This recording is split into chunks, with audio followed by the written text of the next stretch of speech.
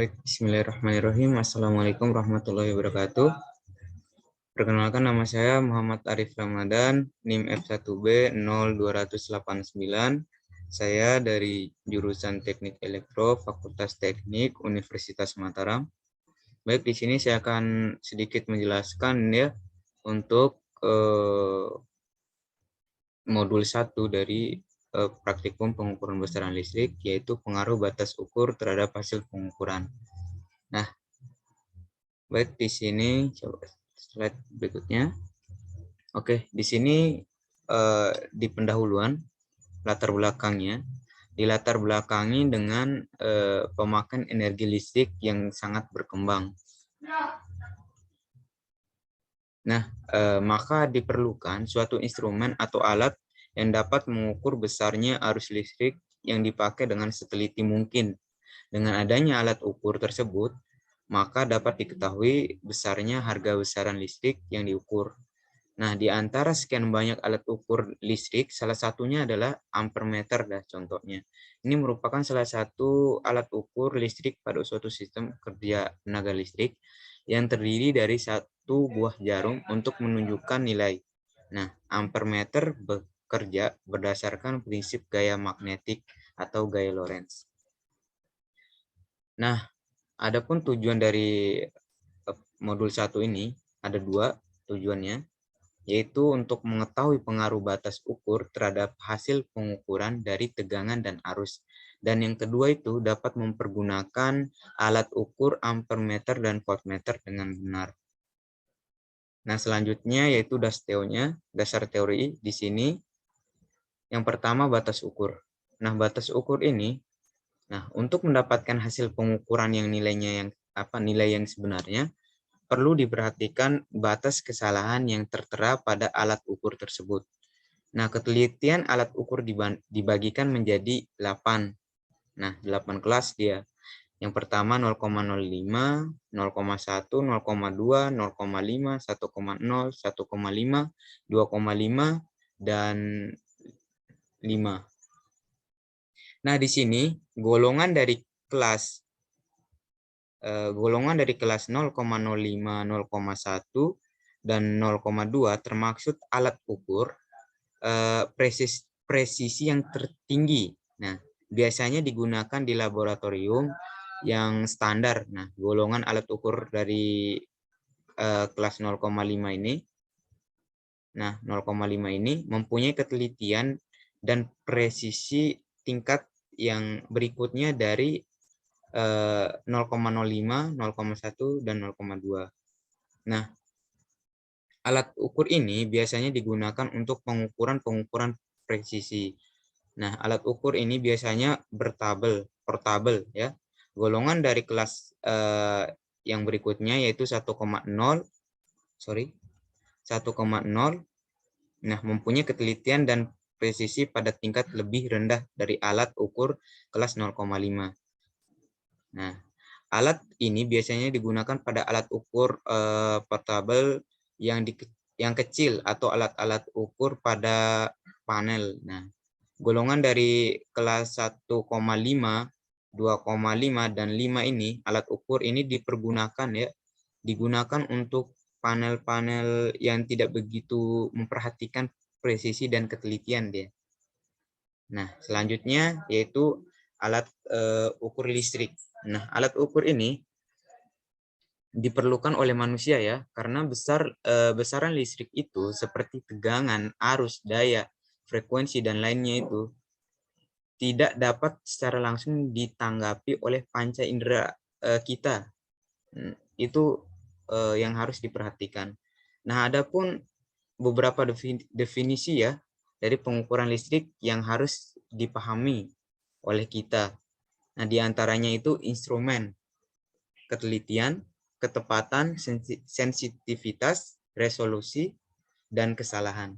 Nah, di mana instrumen ini, alat ukur, dia itu untuk menentukan nilai atau besaran dari kuantitas atau variabel dia nih.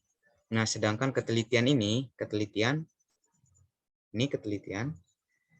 kedekatan alat ukur untuk membaca pada nilai yang sebenarnya dari variabel yang kita ukur. Nah, yang ketiga ini ketepatan. Nah, hasil dari pengukuran yang dihasilkan dari proses pengukuran itu atau derajat untuk membedakan satu pengukuran dengan lainnya. Yang keempat ini sensitivitas. Nah, sensitivitas ini rasio dari sinyal output atau sinyal yang keluar atau tanggapan alat ukur perubahan dari input atau masukan ya atau variabel yang kita ukur, yang diukur oleh kita sendiri. Yang ke apa namanya ini? Resolusi ya. Yang kelima, resolusi ini perubahan terkecil dari nilai pengukuran. Nilai pengukuran yang mampu ditanggapi oleh alat ukur itu sendiri dia. Nah, yang terakhir kesalahan.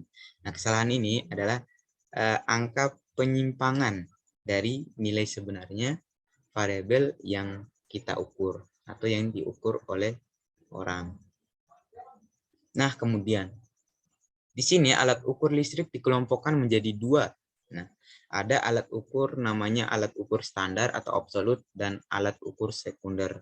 Nah, alat ukur absolut ini adalah alat ukur yang menunjukkan besaran dari komponen listrik yang diukur dengan batas-batas pada konstanta dan penyimpangan pada alat itu sendiri. Nah, contohnya ini Dani, alat ukurnya. Sedangkan alat ukur sekunder, alat ukur yang semua alat ukur yang menunjukkan harga besaran listrik yang diukur dan dapat ditentukan hanya dari simpangan alat ukur tersebut. Nah, ini Dani alat ukur sekunder, yaitu voltmeter dan ampermeter di sini. Oke. Selanjutnya, nah, ini yang ketiga itu alat ukur kumparan putar. Nah, alat ukur kumparan putar ini alat ukur yang terdiri dari permanen magnet. Nah, kumparan putaran dengan inti besi bulat, kemudian jarum penunjuk terikat dengan poros dan inti besi putar, skala linear dan pegas spiral rambut serta pengatur posisi nol dia. Nah, kemudian yang keempat itu prinsip kerja dari alat ukur besi putar. Nah, alat ukur besi putar itu alat ukur dengan besi bekerja berdasarkan pada arus yang akan diukur melalui kumparan yang telah yang tetap dan menyebabkan terjadinya medan magnet dia. Nah, potongan besi ditempatkan di medan magnet tersebut dan menerima gaya dia. Nah, kemudian yang kelima itu elektromagnetik. Nah, atau termokopel merupakan sensor suhu yang mengubah perbedaan suhu menjadi perubahan tegangan. Hal ini disebabkan oleh perbedaan kerapatan yang dimiliki oleh masing-masing logam yang bergantung pada massa jenis logam. Nah, yang keenam ini ampermeter. Nah, dia ini bekerja prinsip gaya magnet itu atau gaya Lorentz-nya. Ketika arus mengalir melalui kumparan yang dilingkupi oleh medan magnet itu, timbul gaya Lorentz. Nah, itu dah timbul gaya Lorentz yang menggerakkan jarum penunjuk penyimpang. Nah, yang berikutnya itu voltmeter. Nah, voltmeter ini dia itu bekerja berdasarkan adanya perbedaan energi. Ya, apa itu energi yang mana? Energi beda potensial antara dua titik atau antara dua muatan. Nah, yang terakhir ini yaitu metode regresi linear sederhana. Oke, di sini suatu metode statistik yang mengamati hubungan antara variabel terikat Y dan serangkaian variabel bebas X1 dan seterusnya sampai dengan XP dia. Itu dari metode regresi linear sederhana. Nah, tujuannya yang regresi ini dari metode ini adalah untuk memprediksi nilai Y untuk nilai X dia. Memprediksi nilai Y untuk nilai X yang diberikan. Nah, model regresi linear sederhana adalah model regresi yang paling sederhana, yang hanya memiliki satu variabel bebas, yaitu X. Nah, regresi ini memiliki beberapa kegunaan. Salah satunya untuk melakukan prediksi terhadap variabel terikat, yaitu Y itu. Nah, slide berikutnya. Nah, di sini ada hasil dan analisa data hasil yang telah kita dapatkan dari praktikum yang telah kita lakukan. Di sini hasil pengukuran arus listrik. Oke, dari 10 kali percobaan ya. Nah, batas ukurnya itu dari 1 ampere, 2 ampere. Di sini dari nomor satunya 0,02, dari yang 1 ampere 0,03, 0,02 dan seterusnya. Kemudian beban lampu itu dari L1-nya 15, L2-nya itu 25, L3-nya 15, L4-nya 40, L5-nya 15. Nah, total dayanya itu 15. Jadi voltnya, tegangannya itu kita gunakan rata-rata semuanya 243 volt. Nah, di sini adalah hasil dari perhitungan ya, dari I-hitung atau arus dan persen errornya. Nah, kita coba akan buktikan ya, karena yang di tabel pertama ini cuman sama dengan tabel kedua, cuman kita menambahkan I-hitung dan persen error dari ampere meter 1 dan 2-nya. Maka supaya kita ngerti, kita coba untuk mengulasnya dari hitungan ini. Oke, di sini untuk pengukuran batas ukur 1 ampere. Nah, untuk perhitungan data ke-1 ini, kita menggunakan data ke-1. Di sini data ke-1 itu kita ketahui ya. Di sini P-nya 15. Terus volt tegangannya itu 243 kita pakai.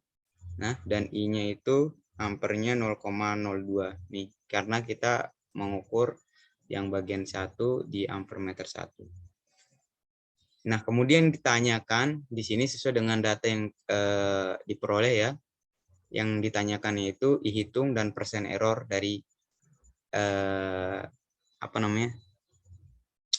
ampere dulu. Nah, di sini ditanyakan I-hitung dan persen errornya.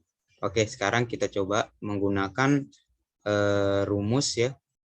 Rumus I-hitung sama dengan P per V ya. P per V. Kemudian didapatkan kan, setelah kita ketahui, sebenarnya gampang ya untuk mencarinya, untuk mencari dari I-hitungnya ini. Kita tinggal masukkan 15 ini P-nya, kemudian V-nya 243, kemudian kita bagikan 15 bagi 243. Yaitu didapatkan 0,06 ampere. Ya, di sini I-hitungnya 0,06 ampere kita dapatkan ya. Karena udah saya hitung. Kemudian kita dapatkan kita coba ngitung di bagian pengukuran batas ukur yang 2 ampere ya, ini ya. Kita akan buktikan hasil dari belum kita hitung ya, persen errornya dulu, sorry. Kemudian kita coba hitung persen error dari 1 ampernya. Di sini persen errornya, rumusnya yaitu I-hitung kurang dari I-ukur per I-hitung dikali dengan 100%. Oke, di sini langsung saja I-hitungnya itu kan kita udah dapatkan ya, tadi 0,06 ampere di sini. Kemudian kita masukkan I-ukur 0,03. Nah, I-ukurnya, I-ukur 0,03. Kemudian di sini kita masukkan I-hitungnya lagi, di mana I-hitungnya tadi udah kita ketahui ya, 0,06. Kemudian kita kurangin, terus kita bagi dengan 0,06, dikalikan 100% di sini. Hasilnya 67%. 67%. Kita buktikan ya, persen error dari 1 ampernya. 67%. Ya. Kemudian di bagian pengukuran batas ukur yang 2 ampere di sini sama aja hitungannya kayak yang di bagian 1 ampere ya, sama aja untuk hitungnya. Kalau yang persen errornya di sini cuman beda sedikit, perbedaan aja sedikit. Yang di sini dapatnya 50%, di sini 2 ampernya 50%, dan seterusnya begitu cara hitung dari data hasil dari pengukuran arusnya di sini, arusnya. Jadi dapat diketahui ya dari yang udah kita hitung dari yang udah kita hitung di sini untuk pengukuran batas ukur 1 ampere dan 2 ampernya. Terus yang kita ukur yaitu yang yang ditanya itu hitung dan persen errornya, maka kita dapat analisa ya, dapat kita analisa bahwa semakin besar nilai beban, maka nilai dari arus yang kita ukur semakin besar juga, ya. Dan begitu juga nilai dari arus hitungnya. Nah, sehingga dapat diketahui bahwa nilai dari arus itu, dari arus ini, dari arus yang kita ukur dan nilai arus hitung berbanding lurus, dia berbanding lurus dengan besar beban sesuai dengan persamaan dari I sama dengan yang ini tadi, I sama dengan I hitungnya ini sama dengan P per V, ya. Jadi dapat diketahui juga persentase errornya pun memiliki nilai yang tidak konstan, dia tidak konstan. Nah, hal ini dipengaruhi, adapun yang dipengaruhinya, dia itu dipengaruhi oleh kurangnya ketelitian pada saat membaca alat ukur. Adapun kesalahan kita dalam membaca alat ukur tersebut. Nah, kemudian lanjut ya untuk hasil dan analisisnya untuk bagian dari pengukuran arus listrik kan tadi. Sekarang kita masuk ke pengukuran dari hasil pengukuran tegangannya. Yang tadi kita cari arus, sekarang kita tegangannya, ya. Dari pengukuran tegangan listrik ini kita menggunakan beban, ya, beban L1, L2, L3, L4 dan L5-nya. Di sini L1-nya kita pakai 15, L2-nya 25, L3-nya 15, L4-nya 40, L5-nya 15. Jadi di sini masing-masing lampu itu ada 5 lampu, di mana L1-nya itu 15 watt, L2-nya 25, L3 15, L4 40, dan L5-nya itu 15 watt kita pakai. Di mana batas ukurnya kita pakai di sini yang 300 volt dan 750 volt. Ya. Di sini untuk udah ditetapkan untuk nilai dari batas ukurnya. Nah, total daya yang didapatkan setelah beban lampu ini ketika L1-nya itu on, kemudian L2 dan seterusnya sampai L5 itu off, maka total daya yang didapatkan cuma 15. Nah, begitu juga dengan percobaan keduanya, ya. Tapi batas ukurnya atau tegangan yang dipakai itu sama saja. Daya yang 300 volt sama kayak yang 750 volt kita pakai di sini. Ya, yang 305 volt itu 243, sedangkan yang 705 volt itu batas ukurnya kita pakai dengan 250. Nah, di sini ketika kita matikan ya, dari kita coba di data yang kita ambil yang ke-6 ini, nomor ke-6. Di sini L1 dan L2-nya kita nyalain, sedangkan L3 dan L4 sama L5-nya ini kita matikan. Jadi poin yang kita dapatkan di sini total dayanya itu 40. Nah, yang kita dapatkan dari I-nya atau arusnya itu 0,05. Nah, selanjutnya dapat dilihat ya pada tabel berikutnya ini. Ini yaitu hasil dari perhitungan yang kita dapatkan untuk perhitungan V-nya, V hitung dan persen errornya. Oke, gimana cara perhitungannya? Sama saja, kita coba ya. Kita buktikan di sini. Untuk V hitungnya 750 untuk data yang pertama. Kita pakai aja data yang pertama. Oke, untuk pengukuran batas ukur 300 volt di sini, untuk perhitungan data ke satunya saja ya. Nah, data yang satu ini, jadi kita pakai data yang pertama. Diketahui P-nya 15 watt ya. P-nya 15 watt P-nya, dayanya ya. Kemudian V-nya, tegangannya 243 ya, yang udah kita tetapkan tadi 243. Kemudian arusnya ya I 0,02 ampere. 0,02 ampere seperti yang udah kita dapatkan di data yang kita peroleh. Kemudian yang ditanya di sini yaitu V hitung dan persen errornya. Berarti ada dua ya, yaitu V hitung. Kita coba untuk V hitungnya sama saja seperti rumus yang tadi, cuman bedanya kita cuman di sini kita apa yang ditanya itu V hitung, sedangkan yang tadi yang bagian arusnya itu yang ditanya I-nya. Nah, rumusnya di sini V hitungnya itu sama dengan P per I. Jadi sudah diketahui ya, yang kita ketahui P-nya itu 15, kemudian I-nya itu 0,02.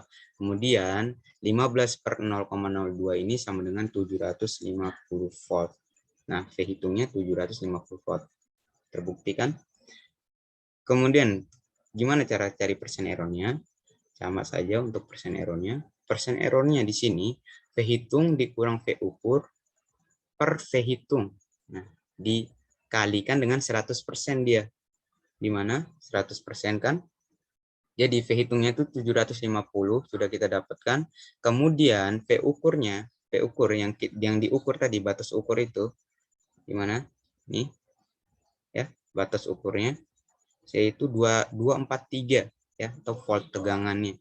243. Kemudian per 750 dikalikan 100% sama dengan 67%. Nah, kita dapatkan 67%. Oke, teman-teman juga bisa ngitung kalaupun tidak percaya. Oke, kemudian kita mencari untuk pengukuran batas ukur. Nah, untuk pengukuran batas ukur yang 750 volt. Untuk data yang satunya saja ya, karena kita pakai data yang pertama aja. Nah, oke, kemudian kita coba lihat. Di sini kita ketahui P-nya itu 15 watt. Ya, P-nya 15 watt. Oke. I-nya 250 ya, I-nya 250. Untuk V-nya ya, maksudnya V-nya ya 250. Kita pakai yang 750 kan untuk batas ukurnya. Kemudian I-nya itu 0,02 ampere ya, sesuai dengan tadi. Sebenarnya nilainya sama saja 750 volt, cuman di sini yang membedakan yaitu persen errornya saja. Oke, di sini persen errornya V hitung dikurangi V ukur kurang dari V hitung. Oke. Nah, di sini V hitungnya itu 750 ya, yang udah kita dapatkan tadi. Kemudian V ukurnya 250 V hitungnya. Ini ya. Cuman membedakan di sini kan yang 750 volt, sedangkan yang di sini 350 volt. Jadi dia beda ya. Ya, di sini kan yang 750 volt batas ukurnya 250, sedangkan yang 300 volt itu 243. Ya, bedanya di situ saja. Nah, kemudian kita hitung dikalikan dengan 100%. Kemudian kita dapatkan di sini 66%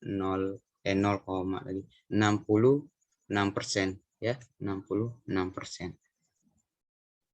Oke, dapat kita simpulkan untuk hasil perhitungan dari tegangan listrik ini ya, di mana dapat kita ketahui ya bahwa tadi nilai dari tegangan ukur untuk batas ukur yang 300 volt ini 300 volt dan 750 volt adalah konstan. Ya, walaupun ya besar beban yang digunakan berbeda dia nih. Ada L1-nya 15, L2-nya 25, beragam ya. Walaupun berbeda. Dapat diketahui juga ya, dapat kita ketahui juga bahwa nilai dari arusnya I-nya ini berbanding lurus dengan besar bebannya. Nah, berbanding lurus dengan besar bebannya. Nah, semakin besar di mana ya? Ya ini semakin besar beban yang digunakan arus yang mengalir tinggi, yang mengalir berarti besar ya. Dapat diketahui juga nilai dari V hitungnya, ini tidak menentukan tidak menentu ya, atau fluktuatif ya. Dapat diketahui juga. Nah, persentase errornya ini memiliki nilai yang tidak konstan dia. Kenapa? Karena dipengaruhi oleh kurangnya ketelitian juga ya, ketelitian dari pembaca alat ukurnya. Itu juga yang mempengaruhi persen errornya ini tidak konstan, yang mengakibatkan tidak konstannya itu yaitu salahnya ya dari kurangnya ketelitian pembaca dalam membaca alat ukur. Oke, dapat kita simpulkan dari modul 1 ini pengaruh batas ukur terhadap hasil pengukuran ini, yaitu yang pertama pada pengukuran arus listrik, beban yang digunakan sebesar 65 watt yang diukur dengan menggunakan batas ukur 1 ampere. Nah, 1 ampere ini nilai arus ukurnya sebesar 0,10 ampere. Apabila menggunakan batas ukur 2 ampere, maka nilai arus ukurnya 2,0 ampere. Ya, seperti yang udah pertama tadi ya untuk batas ukurnya. Nah, kemudian yang kedua, pada pengukuran tegangan listrik ini, beban yang digunakan 65 watt yang digunakan menggunakan batas ukur yang 300 volt. Didapatkan nilai yang kita ukur sebesar 243 volt. Dan apabila menggunakan batas ukur 705 volt, maka didapatkan nilai tegangan ukurannya di 250 volt. Mungkin sekian ya video yang dapat saya presentasi untuk modul percobaan 1 ini. Semoga dapat bermanfaat. Apabila ada yang kurang mohon dikoreksi. Wabillahi taufiq wal hidayah. Wassalamualaikum warahmatullahi wabarakatuh.